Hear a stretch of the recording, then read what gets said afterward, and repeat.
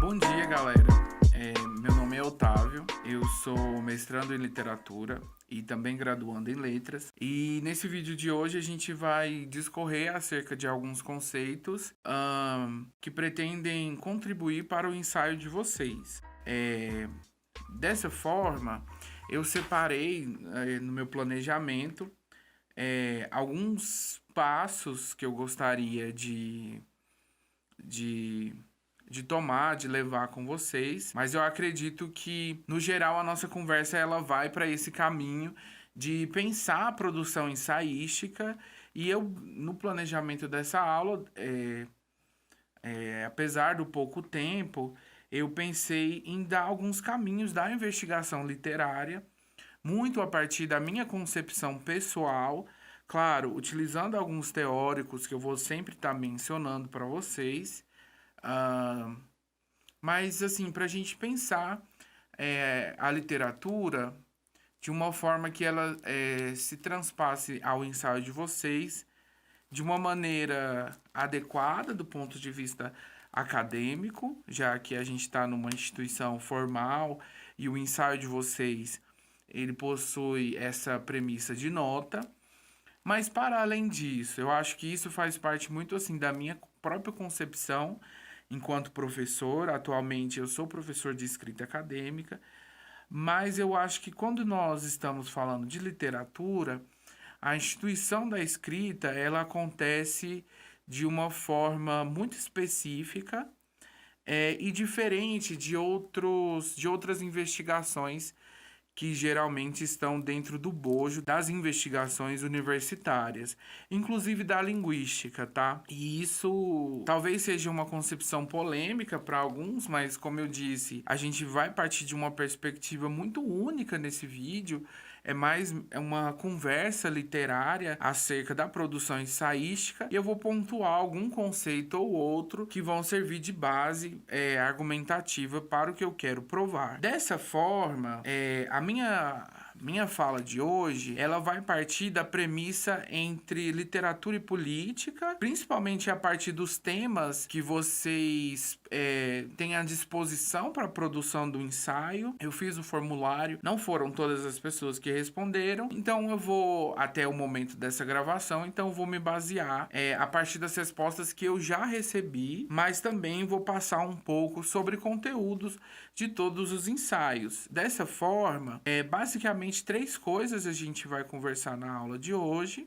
Primeiro é a questão das escolas literárias, já que essa é uma disciplina de estudo diacrônico das escolas literárias, mesmo que a professora Débora, de forma muito exemplar, sempre nos coloque esses desafios de pensar a literatura numa perspectiva sincrônica, como vocês verão ao decorrer dessa aula. A gente vai falar também a respeito da literatura e da política, e aqui política eu não estou levando em consideração uma política institucionalizada, governamental e até partidarista, não tem nada a ver com isso, mas seria mesmo assim, a gente pensar a capacidade política da literatura, e aí tanto da produção sobre literatura quanto dos próprios gêneros literários, seja os gêneros líricos ou os gêneros narrativos, tá? Além disso, essa fala de hoje, ela pretende com que vocês possam responder ao final a seguinte pergunta, que é um desafio que eu lanço para vocês, que é o seguinte: considerando essa pergunta ela veio a mim depois de refletir acerca dos temas dos ensaios, tá? Então a pergunta é a seguinte: pode a literatura descrever o real? Então essa pergunta ela vai ser o mote da apresentação da minha fala, da minha apresentação de hoje. E dessa forma, alguns avisos eu preciso dar. Esse vídeo ele está sendo feito para a disciplina de Lírica 1 da Universidade Estadual de Goiás, mas também ele pretende abranger alguns aspectos mais construção acadêmica do texto sobre literatura do que sobre algum conteúdo de lírica especificadamente, porque isso vocês já viram durante a disciplina, durante o decorrer da disciplina. Dessa forma, como eu disse, a gente tá mesmo assim numa conversa mesmo acerca de alguns tópicos literários. Então essa pergunta, pode a literatura descrever o real? Ela é uma pergunta que vocês deverão conseguir responder ao final dessa aula de hoje e que eu acredito, considerando a atividade, que ela faz parte das indagações, é uma pergunta de pesquisa para vocês desenvolverem ao longo do ensaio de vocês. O ensaio é um gênero acadêmico diferente de outros gêneros, de outros textos acadêmicos, como o artigo ou a monografia, porque o ensaio ele nos permite, e isso é uma particularmente para mim é uma coisa muito boa, o ensaio ele nos permite transitar de forma mais líquida, de forma mais criativa, de forma mais divertida, pelos conceitos, pelos autores. E dessa forma, na live que a gente vai fazer mais tarde, né? A partir das 10h30, 10h40 do dia 17 de setembro, a gente pode tirar dúvidas e conversar um pouco a respeito do que eu falei durante o decorrer dessa aula e as dúvidas de vocês. Dessa forma, a gente começa a pensar a relação entre a produção acadêmica, que hoje, 2021, é a produção crítica acerca da literatura, e aí o papel da teoria nesse inteirinho, nessa discussão. O papel da literatura, esse papel bem entre aspas, é um signo que a gente dá para o texto literário já há bastante tempo.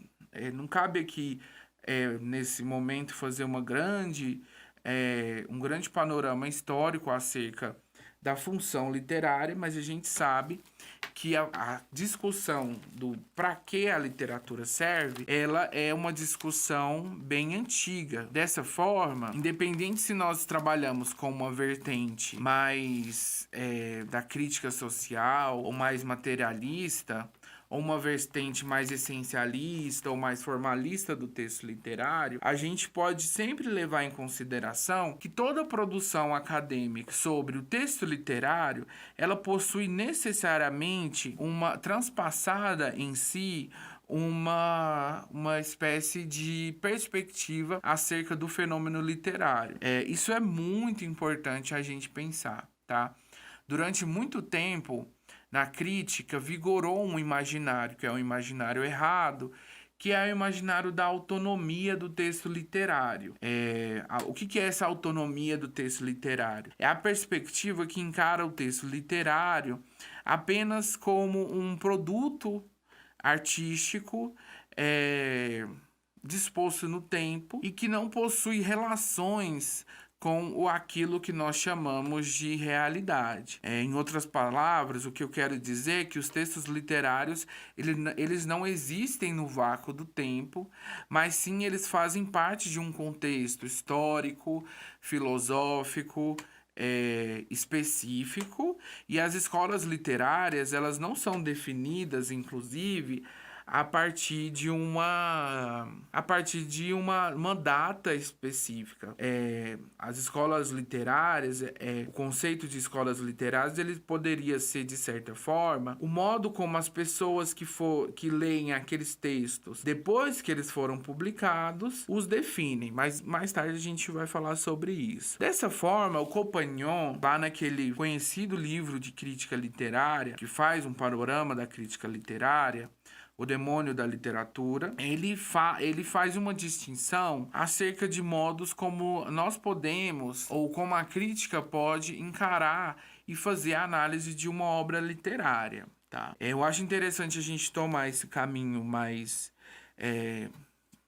inicial, para depois a gente pensar como essas discussões aparecerão nos ensaios de vocês. Então, a gente tem algumas formas de pensar a literatura. A primeira é pensar a partir da própria obra. Quando a gente faz uma análise formalista de determinado texto literário, a gente está pensando a partir da própria obra. A gente também pode pensar o autor, então a gente pode pensar quem foi esse autor, quais que foram as suas condições de produção. Então, por exemplo, um dos temas de pesquisa de vocês é a respeito do Islã e do hip hop como práticas discursivas. Uma das dimensões que a gente pode pensar a obra literária, e lembrando, essas dicas ou essas técnicas, essas potencialidades argumentativas que eu estou apresentando para vocês, elas dizem respeito a um conjunto de fatores que durante a produção ensaística vocês com toda certeza transitarão.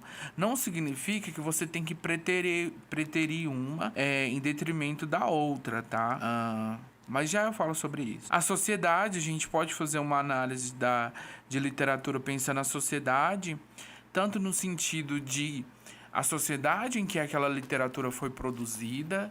Então, a gente pensar, por exemplo, os romances que foram produzidos à época da ditadura militar, dá um exemplo como o romance do Veiga, escritor goiano, Sombras de Reis Barbudos, foi produzido à época da ditadura militar e com toda certeza as pessoas fazem uma associação entre a narrativa daquele romance e o momento em que ele foi produzido. Então a gente pode pensar essa relação com a sociedade, ou seja, como a obra representa determinada sociedade daquela época, ou como aquela sociedade influenciou o modo como o autor escreveu aquela obra. Então é uma dicotomia, uma relação meio dialética nesse sentido.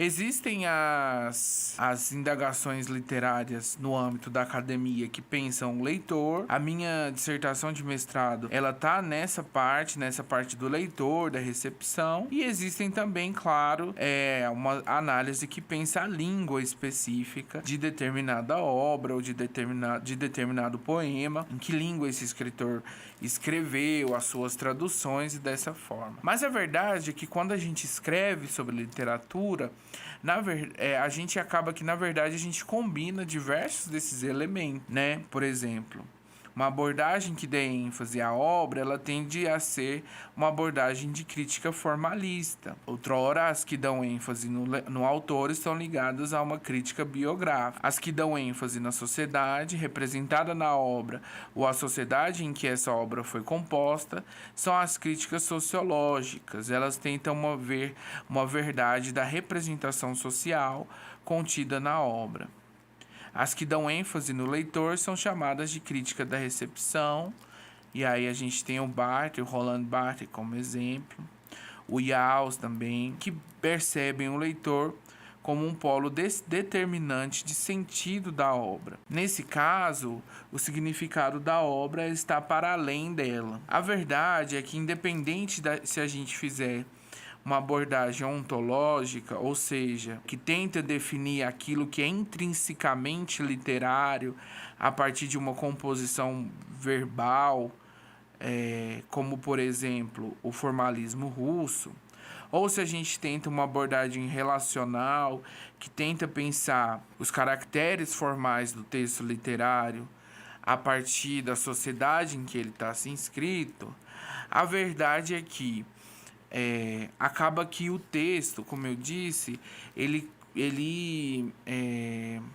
comporta uma diversa gama de técnicas e de habilidades que no fim se transformam no texto final. Isso vai depender, então, claro, do seu tema. Todavia, independente do tema do seu ensaio, existe um texto do Edward Said, que é um texto que, se eu não me engano, é a introdução do Mimesis do Eric Auerbach. O Edward Said e a esposa dele, a Marie, se eu não me engano, posso estar enganado, mas se eu não me engano, eles fizeram a tradução dessa obra e acabou que eles fizeram uma espécie de introdução onde eles discutem alguns potenciais irradiadores da obra. E o argumento do Said é o seguinte, que um bom texto, para a gente alcançar um trabalho de síntese adequado, quando a gente fala de literatura, a gente precisa de um imperativo que é o que ele chama de potencial de irradiação. O que seria isso? Seria um ponto de partida textual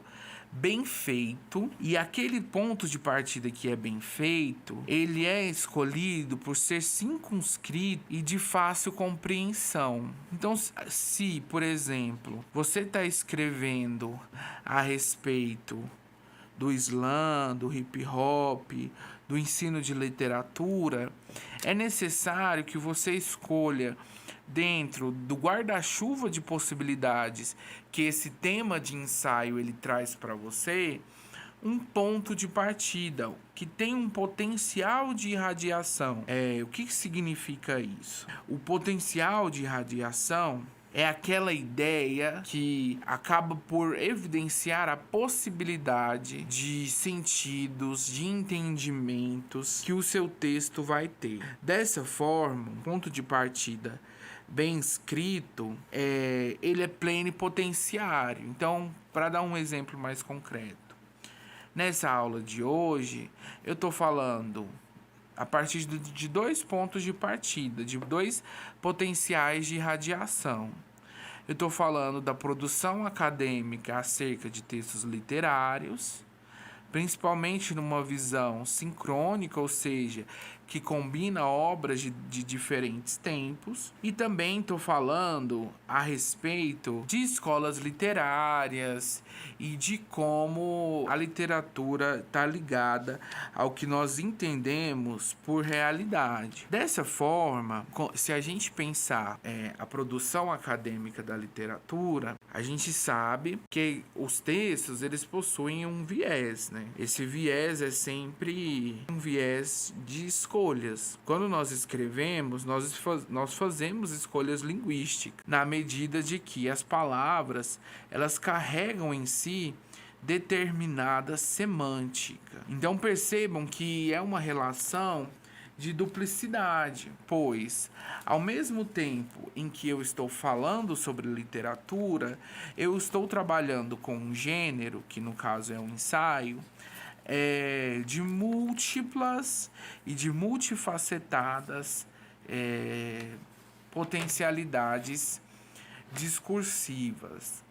Dessa forma, eu acho interessante a gente pensar alguns argumentos que o Fábio Durão dá num livro dele chamado Metodologia de Pesquisa em Literatura. É um livro recente, ele saiu pela Parábola, e eu acredito que ele é um livro muito interessante para quem está começando a pensar a pesquisa literária, para quem está pensando em seguir nesse campo do conhecimento. Eu fiz um resumo desse livro para vocês e eu gostaria de discutir um pouco desse resumo, pois eu acredito que as dicas que esse autor dá para a gente, elas estão relacionadas ao que eu falei sobre o Compagnon, ao que eu falei sobre, ou seja, os diversos pontos de partida de análise literária. Eu também acredito que ela está muito ligada essas dicas estão ligadas ao que o Said chama de potencial de irradiação. Uma das dicas mais pertinentes que o Durão dá para a gente nesse livro é a gente pensar que nos estudos literários, que hoje quem detém o poder de discussão literária é a academia, tá? A dimensão crítica, ou seja, a dimensão de escritos sobre o fenômeno literário, ela passou por diferentes momentos no decorrer da história literária, tá? Não cabe aqui, na minha percepção, a gente fazer um grande panorama histórico, mas claramente a gente pode observar padrões de análise literária desde a Antiguidade Clássica. A gente tem alguns exemplos de obras que pensam a literatura, como, por exemplo, Fedro, de Platão, a República, a própria Poética, do Aristóteles, enfim. Todavia, existem algumas características e mudanças no panorama da crítica literária nos últimos 2 séculos que são mais interessantes para os nossos propósitos no momento. O primeiro é a gente pensar que, em determinado momento da história, a crítica literária ela estava muito ligada à crítica periódica, tá? Se a gente pensar, por exemplo, a França do século XIX, autores como, por exemplo, Sainte-Beuve, que era um grande crítico literário da época. Só que com o tempo, no Brasil a gente também vai ter uma crítica jornalística especializada em literatura em meados do século passado, muito pertinente, muito interessante do ponto de vista da pesquisa, mas eu diria que nos últimos 50 anos, talvez até um pouco antes, o poder, a ordem do discurso da crítica literária, ela tem sido passada para o meio acadêmico. Então, dessa forma, a gente pode pensar que a academia ela tem o papel de construção de valor acerca do texto literário. Quando você escreve sobre literatura, você está criando capital literário para aquele escritor. Além disso, isso quem fala é o Durão, tá, gente? O fato da discussão literária ter ganhado esse espaço acadêmico traz algumas implicações, que são que, por vezes, pelo fato da gente precisar da academia para falar de literatura, por vezes acaba que a gente precisa colocar a literatura numa perspectiva científica no sentido mais tradicional da palavra, ou seja, levantamento de hipóteses, a verificação. E o problema é que, diferente da linguística, essa é uma atitude que eu considero muito difícil, muito difícil. E o Durão, ele dá pra gente algumas soluções muito interessantes que eu acho que vai ajudar, a partir das perguntas dos formulários, das perguntas que vocês responderam, vai ajudar bastante vocês a construírem um texto de qualidade. Tá? Então, a primeira coisa, se a gente for pensar na produção acadêmica sobre literatura, a gente está falando de que, nos estudos literários, o equivalente ao verificável é o convincente. O que isso quer dizer? Quer dizer que quando você constrói um texto, no caso um ensaio, acerca de um objeto que é literário, o interessante vai ser justamente o interessante vai ser justamente a sua hipótese de leitura. Então, deixa eu pegar aqui uma ideia de ensaio que a turma de vocês tem como possibilidade. Então, se a gente pensar, por exemplo, numa perspectiva do romantismo, como a professora quis colocar, que é: meus heróis morreram cedo, meus heróis morreram de overdose. Esse é um ponto de partida muito interessante e é convincente, porque a gente consegue demonstrar acerca da lírica romântica, a gente consegue demonstrar o que é esse culto à morte e, ao mesmo tempo, consegue fazer esse paralelo com a questão desses cantores que morreram jovens, tá? Então, eu vou tentar, à medida que eu faço esses argumentos, eu vou tentar costurar os temas de vocês. É óbvio que cada um desses temas de ensaio daria pra gente fazer uma fala e fazer uma fala sobre. Dessa forma, eu vou tentar ao máximo, talvez eu não consiga, fazer esse processo mesmo de costura, tá, gente? Então, nesse sentido, é interessante que, para um texto de produção acadêmica literária, que hoje em dia é muito o lugar de verdade do discurso crítico, que o ponto de partida ele seja pouco evidente, no sentido, ele deve ser pouco evidente à primeira vista, à medida que ele vai tornar mais interessante a interpretação, porque a verdade é que o texto literário ele é plenipotenciário.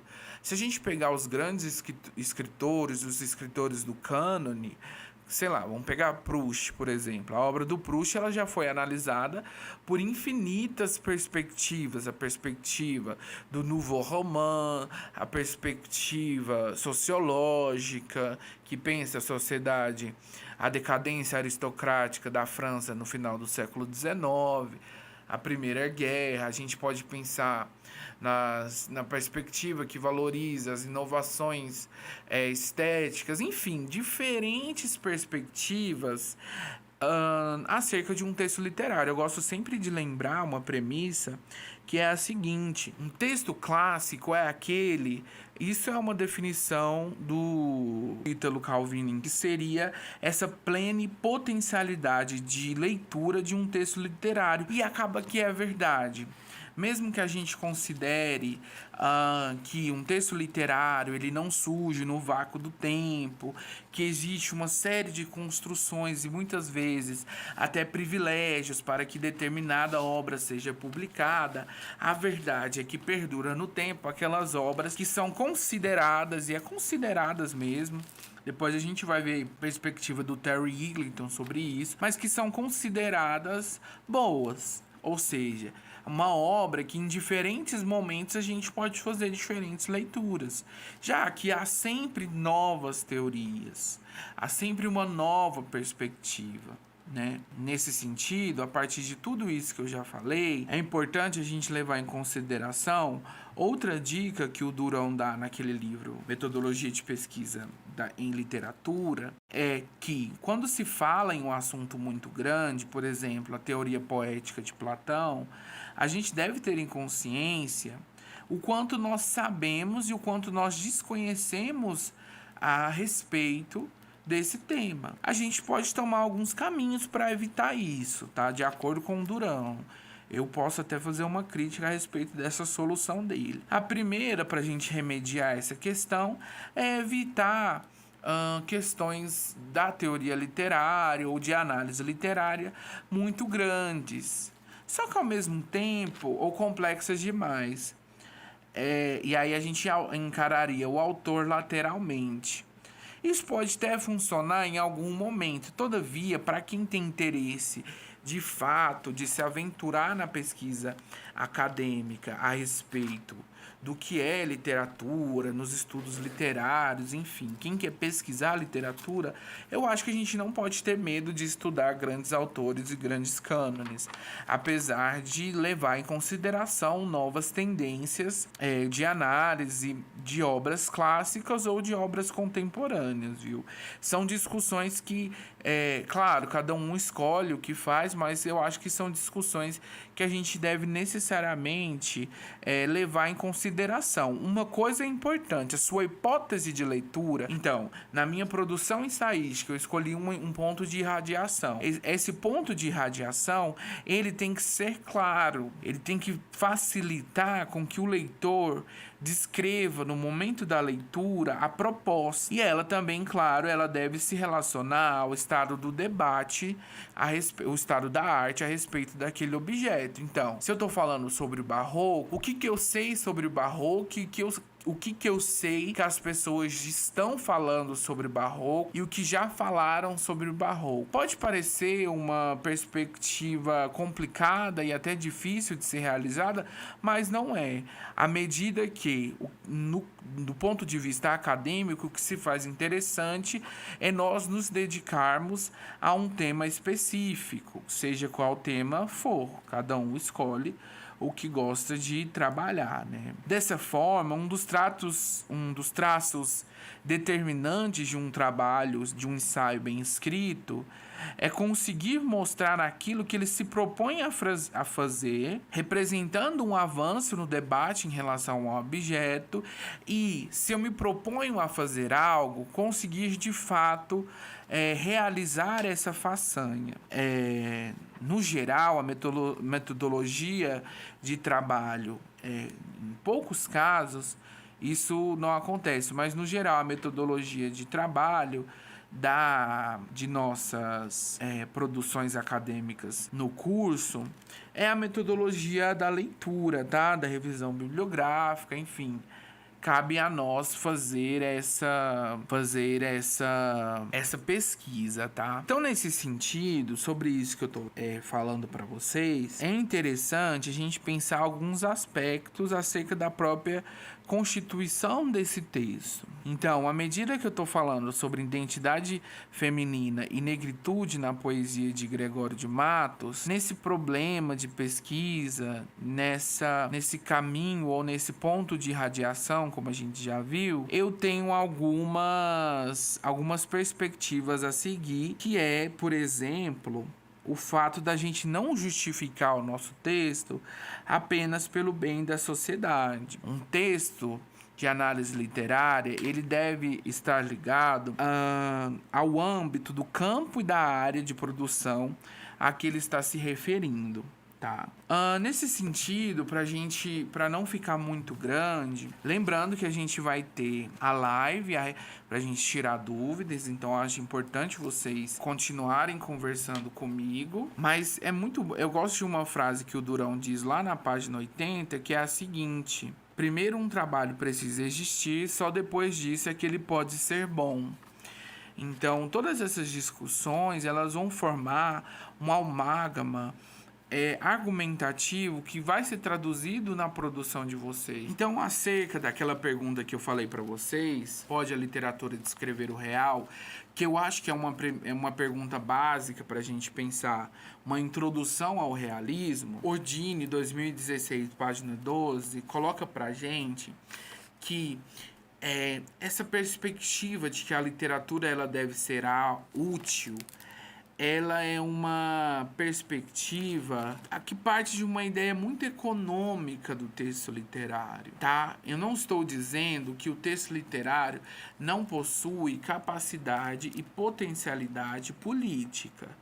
Não é isso. O que eu estou dizendo é que esperar do texto literário a resolução de aspectos puramente da ordem econômica, política, é uma injustiça. Isso, de acordo com Ordine, está matando o pensamento crítico e o nosso horizonte de civilidade, visto que esses seriam alcançados pela via dos saberes inúteis. O que seriam esses saberes inúteis? É a própria apreciação estética em si. Então não tenham medo disso, tá? Para quem tiver dúvida, eu posso falar mais sobre isso depois. Então, nesse sentido, é uma injustiça exigir uma utilidade prática do texto literário, pois ele nivela o processo formador dos indivíduos a um investimento. E ao fazer isso, a gente aniquila a possibilidade de que o pensamento se desenvolva para além de uma lógica acumulacionista. Dessa forma, argumentos de inutilidade não funcionam quando a gente trabalha com uma lógica acumulacionista, viu? Então, Platão, Aristóteles, Ovídio, Petrarca, Dante, Montaigne, Kant e tantos outros se posicionam contra essa lógica de que há em si, intrinsecamente no texto literário, uma premissa de resolução dos problemas sociais. Tá? O Blanchot ele chega a dizer pra gente que a obra ela é um templo de silêncio para quem sabe penetrá-la.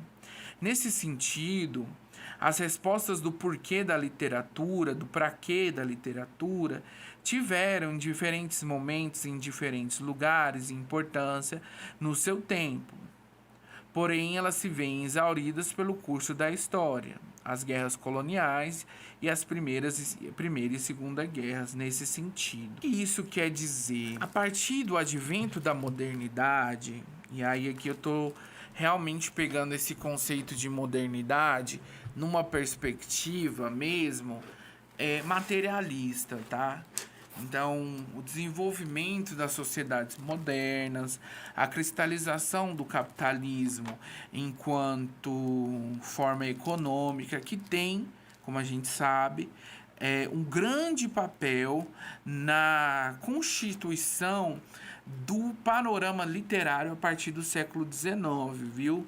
E eu digo para vocês que o Brasil, na figura de, por exemplo, um José de Alencar, ele estava a par dessas mudanças e dessas discussões e da instituição da natureza do comércio literário, da instituição literária. Mas enfim, logo mais eu vou falar sobre isso. Nesse sentido, Terry Eagleton tem uma citação. Depois eu passo essas referências para vocês. Nesse sentido, Terry Eagleton tem uma citação que é muito interessante. Ele diz o seguinte: não existe uma obra, uma tradição literária que seja valiosa em si, a despeito do que se tenha dito ou se venha a dizer sobre isso. Valor é um termo transitivo. Significa tudo aquilo que é considerado como valioso por certas pessoas em situações específicas, de acordo com critérios específicos e à luz de determinados objetivos. Ou seja, em outras palavras, o que eu quero dizer que nem a literatura e nem a crítica literária, ou seja, a produção escrita institucionalizada sobre literatura, que, como a gente já viu, já deteve seu poder na imprensa periódica, na figura dos críticos, das histórias literárias. Por muito tempo nós vivemos no panorama da crítica acadêmica. Hoje a gente vê uma mudança no capital político a partir da instituição da pós-modernidade e do alargamento das perspectivas críticas na figura dos booktubers. Essa é uma discussão muito interessante da gente se fazer, de como hoje o valor literário ele está ligado ao que o booktuber diz. Booktuber é o youtuber que fala de livros. Quem tem interesse sobre esse tema pode fazer perguntas, que eu vou explicar melhor. Mas a verdade é que a literatura e nem a crítica, ela possui uma essência em si, né? Ela se constitui de um sistema. Para a gente ir um pouco na posição do Cândido, é mais um sistema que parte da produção literária, dos leitores, de uma comunidade literária formada, mas não de uma literatura que é em si literatura, mas algo que é considerado enquanto um fenômeno poético, tá? Enquanto um fenômeno poético. Isso, para a gente pensar as produções contemporâneas, como por exemplo o Islã, ou até mesmo as perspectivas críticas contemporâneas, seja aquelas que estão no bojo dos debates acadêmicos, como o decolonialismo e a perspectiva feminista, seja outras de outra ordem que às vezes não chama tanta atenção, a gente deve pensar que existe necessariamente uma busca na modernidade pela instituição literatura, né? A gente pensar no idealismo alemão, de Deleuze, Schiller, a busca pela literariedade. Então, o que é literatura? E aí a gente já discutiu muito hoje a respeito da funcionalidade do texto literário, dos aspectos políticos dos textos literários. Nesse sentido, é importante a gente pensar o que eu falei mais cedo a respeito da autonomia do campo literário. Porque, embora o texto... Aí agora eu já estou fazendo um salto, percebam. Embora o texto literário não carregue em si, na sua constituição material, aspectos políticos, é óbvio que ele está inserido dentro de uma gama de leituras e de uma gama no tecido social que lê o texto literário de diferentes formas. Isso se traduz muito, eu vou dar um exemplo bem concreto, isso se traduz muito no próprio processo de consagração. A gente tem autores que em determinado momento, a época de sua vida, não eram autores consagrados, como por exemplo Lima Barreto, mas que com o advento da mudança da discussão crítica, ele acaba por ganhar outros status. E o fenômeno inverso acontece com alguns autores, Lawrence, e pensando no Brasil, Monteiro Lobato, tá? Monteiro Lobato, nos últimos tempos, ele tem sido questionado através de novos vieses críticos que têm permeado a crítica contemporânea. Então, a questão de raça, a questão da mulher.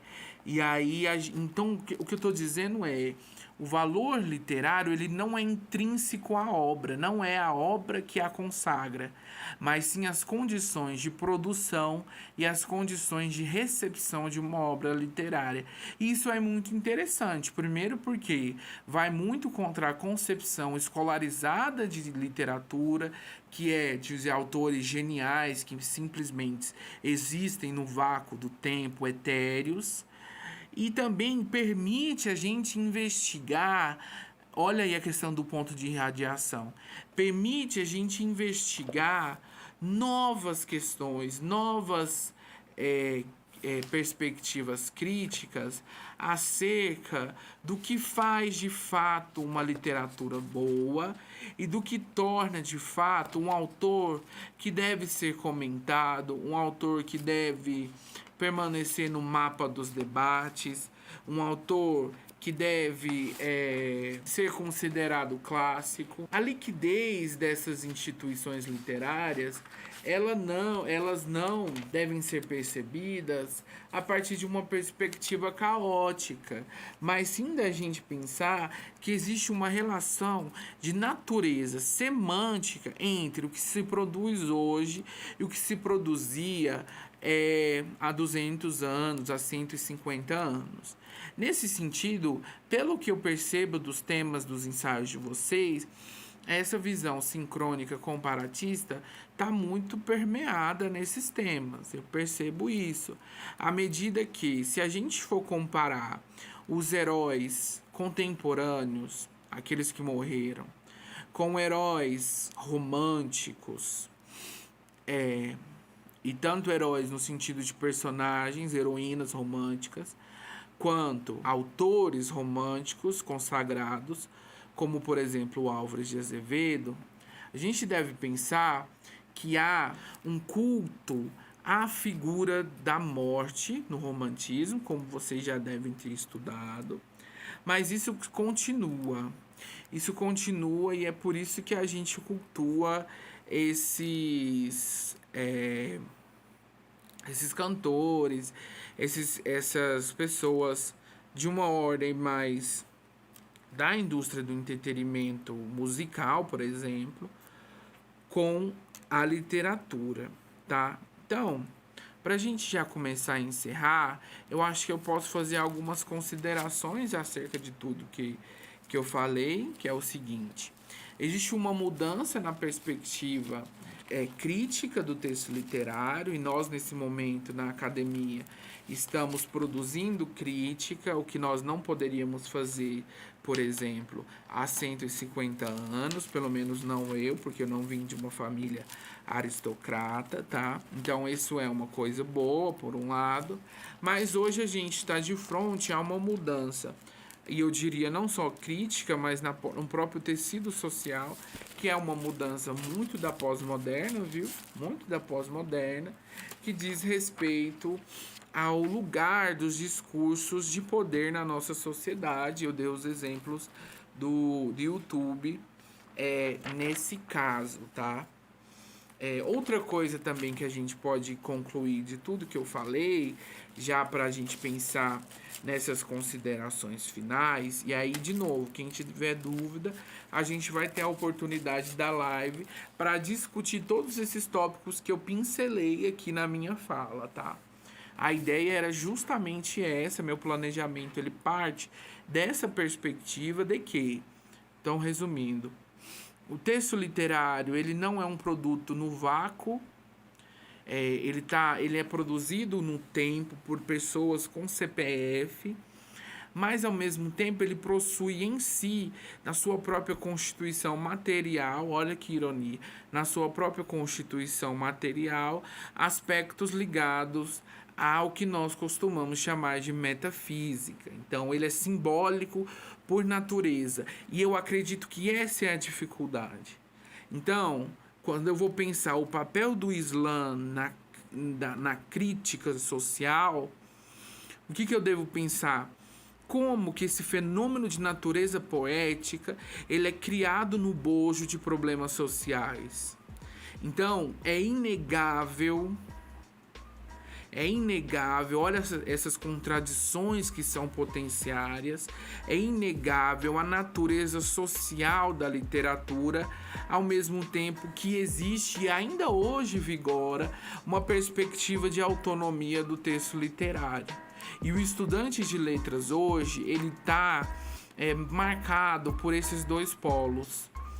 Então a minha fala de hoje, ela queria esclarecer alguns pontos e, para além de esclarecer alguns pontos, evidenciar alguns questionamentos que a gente vai poder debater mais tarde, tá? Muito obrigado e é isso.